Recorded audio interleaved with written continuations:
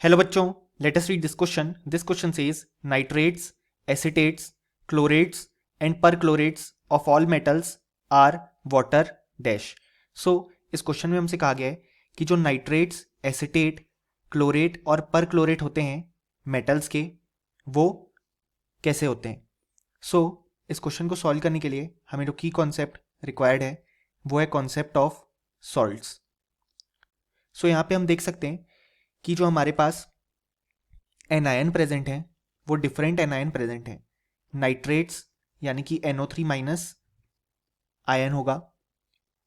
Acetate यानी कि CH3COO minus ion होगा. क्लोरेट यानी कि ClO3 माइनस आयन प्रेजेंट होगा.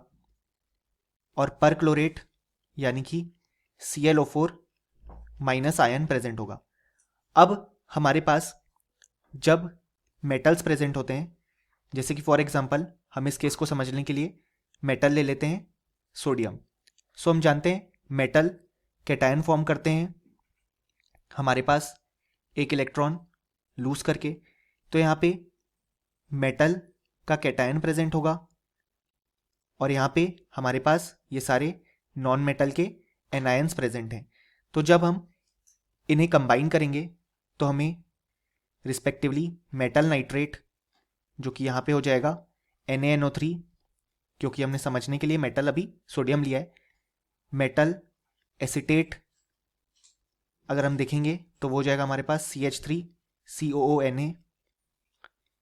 मेटल क्लोरेट जो हमारे पास हो जाएगा वो हो जाएगा NaClO3. और मेटल परक्लोरेट हमारे पास हो जाएगा NaClO4. सो हमसे कहा गया है कि ये जो हमारे पास नाइट्रेट्स, एसिटेट, क्लोरेट और परक्लोरेट होते हैं रिस्पेक्टिव मेटल्स के, वो वाटर में किस तरीके से बिहेव करते हैं.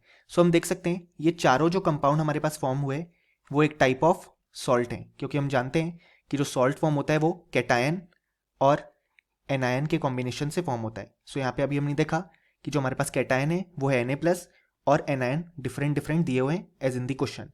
सो हम जानते हैं कि जो सॉल्ट होते हैं वो स्ट्रॉन्ग इलेक्ट्रोलाइट्स होते हैं, यानी कि जैसे ही हम इन्हें वाटर में डिसॉल्व कर देते हैं तो ये कंप्लीटली डिसोसिएट हो जाते हैं.